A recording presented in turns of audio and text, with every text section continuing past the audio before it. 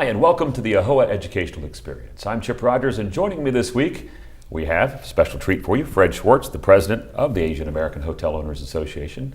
We also have Nitin Shah from Imperial Investments and Anil Patel with the North Star Hotels Group. Gentlemen, thank you for being with us today.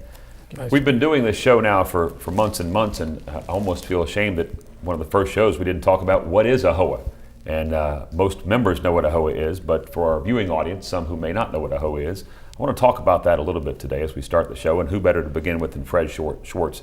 Fred, tell us about AAHOA, some of the numbers, because I think for people who haven't heard that much about AAHOA, they're kind of shocked when they learn just how influential this group is. AAHOA, which stands for Asian American Hotel Owners Association, really has some strong demographics. It's a success story. It's made up of 10,000 members, mostly hailing from India, and not only India, but Gujarat, India. Our 10,000 members own over 20,000 hotels in the United States. Put that in perspective, there are about 47,000 hotels in America, so that 20,000 hotels that our members own represents over 40% of the hotels in the United States. Estimated value of those hotels is about $130 billion, and that's billion with a B. So it is really quite a success story, even though these are trying economic times. But our members have the DNA to really hopefully pull this country out of the doldrums that they're in right now. Well, doldrums indeed. Nitin, you've been with AAHOA for many years. Tell us what AAHOA means to you and your involvement with the organization. Well, Chip, I was part of the founding team. I was lucky enough to be the part of the founding team since 1988, November. And originally the idea of AAHOA was to really fight discrimination that we were facing in all walks of life. You had customers who would walk out once they see us on the front desk. You would see a billboard on the highway that says American owned. You would have banker would not give you loans. You have the insurance agent will not insure your policies. So originally the root came from really to educate the mainstream America who we were. Externally, internally, we are trying to really become very professional association, run good hotels, and really become part of the mainstream. And I think looking after 20 years, I think we accomplished most of it. Absolutely.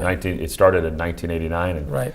Neil, tell us about how you've seen AAHOA change through the years. And Nitin, of course, brought up why it started and where it started with nothing in 1989, and now over 10,000 members, as Fred said. That's quite an impressive change in the last 20 years. Right. Yeah. No, I've been a member of AAHOA for a long time, and I was on the board for 3 years and have been very active with banking committees and other committee activities. And over the years, I think, initially, as Nitin said, when they first found AAHOA, it was the first generation hoteliers, and over the years, it's evolved where the members, we have members who own multiple hotels, chains. Traditionally started out with the small mom and pop, 50 rooms, 70 room. Now we have members that own like 300 room Sheratons, Hiltons. Nitin owns some Sheratons. I've owned some Marriotts. So the quality and the quantity has both picked up over the years. And same thing, besides the hotels, also in terms of financing, in terms of technology. So over the years, it keeps ramping up from both the human resources side and from the asset side. And you brought up a good point that I wanted to ask you about, Fred, and you, Nitin, because I've seen you talk about this before. AAHOA starts in the late 1980s, and as Anil pointed out, first generation owners, but now we're at 2011, and a lot of the people that started AAHOA have probably given way to the next generation. And Fred, how has that changed AAHOA from an organizational standpoint? Well, there's always that fork in the road from one generation to another, but even with that fork in the road and you have the second generation, they grew up in the hotel business. So they're taking their parents' portfolio to even a higher level. But it's important for members to know that have to be fully engaged in what we're doing from a business perspective. Yes, you're running your hotels on a day-to-day basis, but you have advocacy issues. There's a saying, if you don't have a seat at the table, you're going to be on the menu. and there's a lot of legislative issues that are just burdensome and unwarranted on our businesses. And that second generation as well as the first generation now, as I mentioned, so fully engaged in that process. They're in Washington, D.C., they're at the local and the state level, making sure that when there's ordinances potentially that are being proposed, that they're squashed. Right. And again, I've seen you talk about this before, but not only do you have the second generation who are now taking over perhaps their parents' business, but it's also a generation who has grown up, not just in the hotel industry, but they've grown up in AAHOA. I mean, these are young people that have known about the existence for AAHOA for a good portion of their life. How does that help when this second generation takes over? Well, personally speaking, I used to bring my 3-year daughter to all the AAHOA's earlier conferences, and she's now 24, and she has become a lawyer. But every AAHOA conference she wants to attend, she thinks AAHOA is in her blood. And in my opinion, the paradigm shift is happening. What we did not have, they have. They have great communication skills. They are not afraid of discrimination. They feel just as American as anybody else. If you combine that with the analytical know-how of their parents, the family foundation and the culture, you combine that, and I think AAHOA is a force to be reckoned with in coming years, because these guys would be 10 times more astute in business as we are, because they got what we did not have, and combine that with what we have. I think it's a deadly combination. Well, for the coming years. It sounds like, even as Fred pointed out, though, the economy is struggling. AAHOA is strong and forecasted to get even stronger. And Anil, I want to follow up on something that you mentioned a moment ago. The hotel industry has changed dramatically from the beginning of AAHOA till now. AAHOA members' effect and impact on the hotel industry has certainly changed. Shifting gears a little bit, we're in a probably 2 to 3 year recession now. What is the hotel industry like today, and where do you see it going? I think my opinion is that the hotel industry is still going to be down in terms of business for another at least a year to 18 months. Values have deflated and they've come down. There's a lot of trouble assets, and in some areas, and some of the blame AAHOA members can take also. Some areas just got so overbuilt. New construction in certain patches was beyond what was needed. So I think now we're reckoning with the economy and how to deal with workouts with banks, how to deal with legal system, and that in itself is another wave of business challenges that some of our hoteliers didn't see, especially the ones that came in between late to mid 90s to the present time. It was pretty much a good stretch, and so I've seen the last recession with my father, being in business for a long time, and so we've seen the good times and the bad times, and some of our members haven't seen the bad times. So and we're all working internally. I mean, so many times, somebody from Atlanta will call me on the phone, somebody from Texas will call me and say, how do you handle this? How do you deal with the lenders? How do you deal with the conduit lenders? How do you deal with the judgments and bankruptcy and foreclosure? So there's a lot of, besides the day-to-day operation, there's a lot of what I would call financial engineering and legal battles that are being fought by the members and various groups. And there are a lot of groups that went in. They're public companies, so and I've seen some members where they're like, I can't make my payments. I borrowed my money. I borrowed on credit cards, and I'm making my payments, and I can't make it. So that's another side where they ethically they feel uncomfortable not making a payment. Whereas some of the second generation that are more astute, they're like, look, the asset's not producing income. That's the collateral. We need to sit down with the bank and talk. So we've got both extremes. We've got sophisticated people, as Nitin said, his daughter's a lawyer. We've got ex-bankers. We've got attorneys. We've got guys with a lot of education, a lot of Wall Street experience. So it's evolving, and we're trying to help each other wherever we can. Right. Well, we've got to take a quick time out, but we're talking about AAHOA from the beginnings to the present and the hotel industry in general. And we'll take a time out and be back right after this. Welcome back to the AAHOA Educational Experience. This week with us is Fred Schwartz, president of AAHOA, and Nitin Shaw with Imperial Investments, and Anil Patel with North Star Hotel Group. Gentlemen, thanks again for being with us. In the first segment, we talked a little bit about what is AAHOA. Now, in this segment, I'd like to talk about what does AAHOA do for its members, because no organization of this size that has grown this fast can really do what AAHOA has done unless they're providing some sort of service. And of course, Fred, you would be most able to talk about this. How does AAHOA service those 10,000 members? I think you can look at 4 arch goals of AAHOA. One is products and services, meaning that we try to leverage the size of our membership to bring cost savings to them, whether it's with credit card processing, payroll processing, etc. The second, as in many associations, and there's probably about 150,000 associations in America, like-minded people coming together. Now it's 10,000 members galvanized and unified. Education, professional development, very important tool for AAHOA and all associations. The third is advocacy. And you need to protect your businesses, you need to advance your businesses, and you need to make sure that there aren't these, as I mentioned before, these egregious regulations that's stalling that growth. And the fourth is community. As an organization, you want to give back to the community. So philanthropic outreach is very important to AAHOA members. And Nitin, if you were counseling a new hotel owner who had not joined AAHOA, and your charge was to go out and sell them on AAHOA, what would you tell them? Well, first of all, very important thing that we used to tell from very get-go was you need to belong somewhere. And as a united community, you are much stronger than when you're fighting anything individually.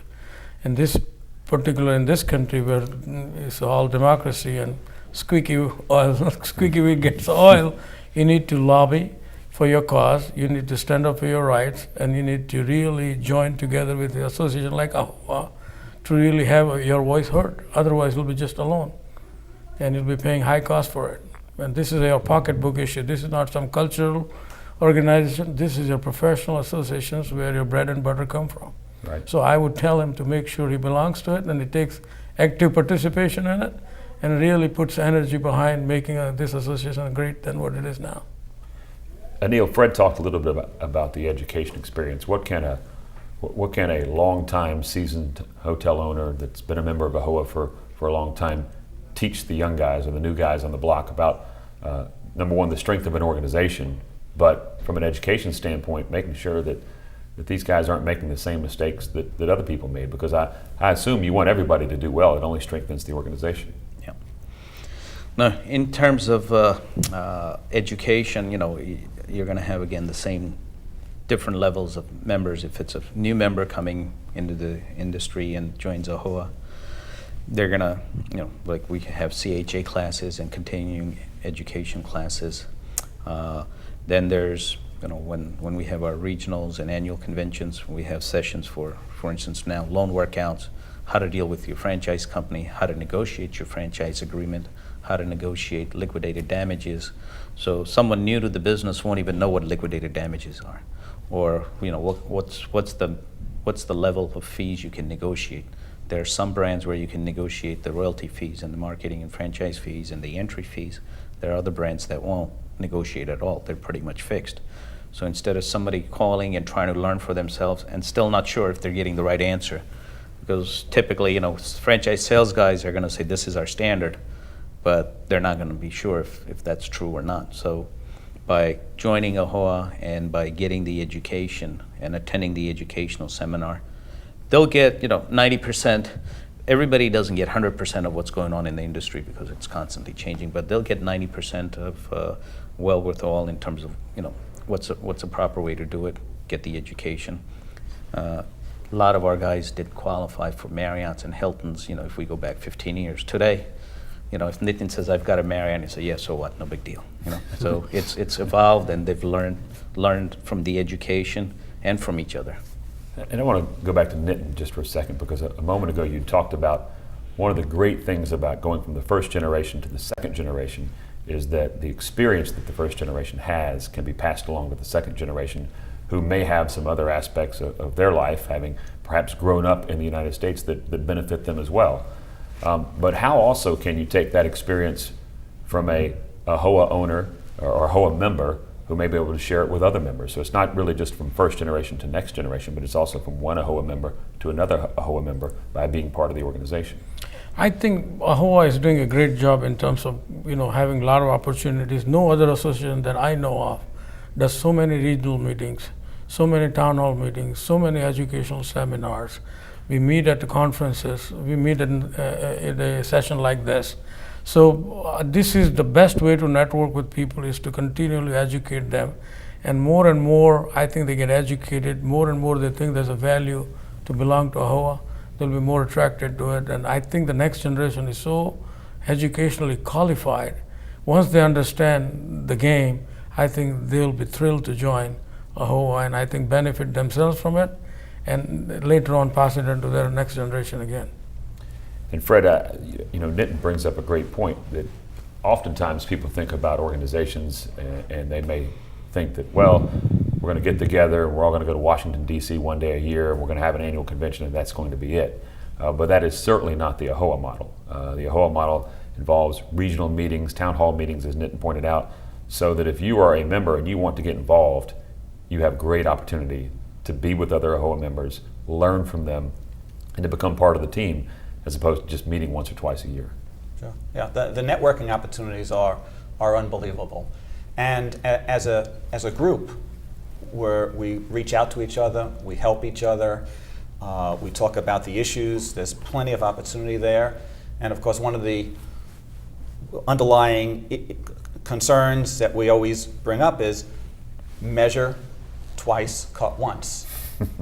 Because once you sign on the dotted line, so to speak, it's over. I mean, whatever you negotiated governs the contract. And so as a franchisee, one has to be very careful. And Donald Trump in Art of the Deal always said the best negotiating position you can be in is being able to walk away. And we talk about that. We talk about ways of negotiating agreements, of bank issues, et cetera. So it's a wonderful organization for that. And that, just to follow up on that, this is probably our last question for this particular segment, but you talked earlier about products, but those products extend also to services. So if a AAHOA member wants to find somebody to help him or her with a bank workout, they don't have to go searching through the yellow pages or Google Right. it. They can actually go to other AAHOA members or come to the organization and say, look, who can help me with this problem? And that is it would seem to me that would be a great resource for the members that will save them enormous amounts of time. Well, actually, just on the AAHOA.com website, we've got experts that can help you with bank workouts. We've got experts that can help you with franchise issues. So this is something that, again, if you're a member, it's not just the opportunity to meet and share with other members, but it's also to have those collective resources all brought together. And a lot of people like me, they are multifaceted. I'm also in banking. I'm also in hotels. So we bring to bear a lot of knowledge that otherwise would not have it. I sit in the bank as a chairman and every day think about what a hotel borrower would want to have. So to bring that perspective as a lender, I can then talk to other AAHOA members and say, this is what you need to do when you go to the banks to negotiate the workout. This is what you have to be careful. There are risks, make sure you do this and don't do that. So I think there's so much wealth of knowledge. AAHOA, I think by having sessions like this, is now starting to really explore it, and I think it's up to the members to really take advantage of it. AAHOA Hospitality Magazine is another source where you can literally start putting articles every month and educate people about how to deal in these difficult economic times. Absolutely. The information is there. It's just time to grab it. Well, gentlemen, we are out of time, but I want to thank each of you for being with us this afternoon. Anil Patel from North Star Hotels Group, thank you, and Nitin Shah from the Imperial Investments, and of course Fred Schwartz, president of AAHOA. If you'd like to reach us, you can email me, chip@ahoa.com. That's chip@ahoa.com. For the AAHOA educational experience, so long. We'll see you again next week.